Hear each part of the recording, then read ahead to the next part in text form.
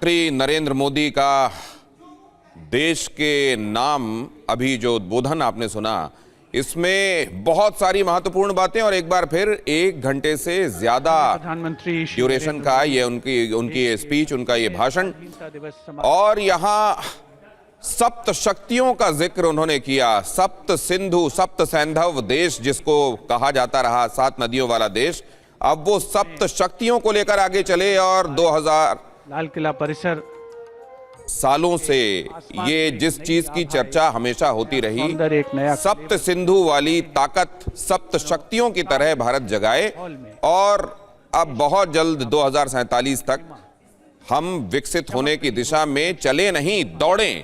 प्रधानमंत्री का ये आह्वान युवाओं से, युवाओं को, नारियों को, देश के किसानों को, हर किसी वर्ग को उन्होंने ये कहा कि ये वक्त हमारा है, ये अवसर हमारा है, हम अपने सपने, सामर्थ्य, संकल्प को ध्यान रखें और लक्ष्य के लिए एक होकर जुट जाएं। देश के युवाओं से ये अपील भी उन्होंने की कि आइए जनगणना के कार्यक्रम को गति देने के लिए और इसको परफेक्ट बनाने के लिए युवा अपना 1-2 घंटे का वक्त भी अगर दे दें तो देश के लिए युवा ऊर्जा सही तरीके से सही दिशा में इस्तेमाल हो सकती है। सप्त शक्तियों के बारे में पहले देखिए जरा, वो सप्त शक्तियां, वो सप्त धाराएं जिनका जिक्र प्रधानमंत्री नरेंद्र मोदी ने किया, उसमें सबसे पहले उन्होंने मैन्युफैक्चरिंग पावर का जिक्र किया। उन्होंने कहा कि हमको बहुत तेजी के साथ ऐसे प्रोडक्ट्स, कंपोनेंट से लेकर कंप्लीट प्रोडक्ट्स तक बनाने हैं जिनकी पूरी दुनिया में धमक हो, और इसमें फ्री ट्रेड एग्रीमेंट हमारा इतने सारे देशों के साथ हो रहा है। ये हमारे लिए एक बहुत बड़ा अवसर है उन बाजारों तक अपने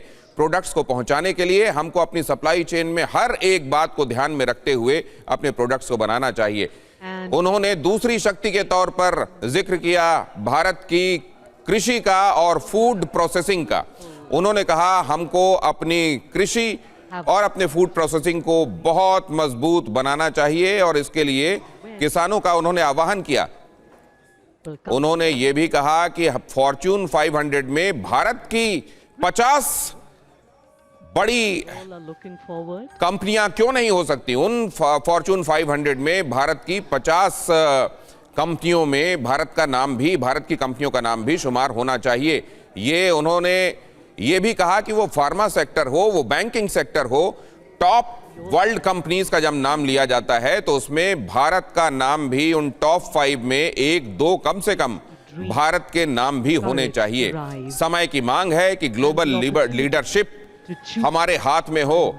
उन्होंने कहा कि वो रेटिंग का मामला हो या कंसल्टेंसी का मामला हो, भारत उन जगहों पर जो एक वैक्यूम है उसको एक्सप्लॉइट करे और अपनी उपस्थिति वहां सुनिश्चित करे। 2047 में हम विकसित भारत बनकर रहेंगे। प्रधानमंत्री नरेंद्र मोदी ने कहा कि जब 140 करोड़ लोगों का संकल्प एक साथ जुटता है तो कोई भी काम असंभव नहीं रह जाता। देश के दुनिया के सबसे ज्यादा जनसंख्या वाले देश के तौर पर नहीं, सबसे ज्यादा सामर्थ्य वाले देश के तौर पर हमारी पहचान होनी चाहिए। दुनिया के लिए हम सिर्फ बाजार बनकर ना रह जाएं, हम अपने सामर्थ्य से दुनिया को का नजरिया हमारी तरफ बदलने के लिए मजबूर हो दुनिया, ऐसे काम हम करें। प्रधानमंत्री नरेंद्र मोदी ने इस पर भी जोर दिया। बहुत सारी बातें उन्होंने कही, हर एक बात महत्वपूर्ण है और उसमें डिटेल में चर्चा हो सकती है। अरविंद मोहन जी हमारे साथ जुड़ चुके हैं, वरिष्ठ पत्रकार। क्रमशः मुझे दूसरे हमारे मेहमान भी ज्वाइन करने वाले हैं, उनका नजरिया हम जानेंगे, लेकिन पहले अरविंद जी से यह समझना चाहता हूं,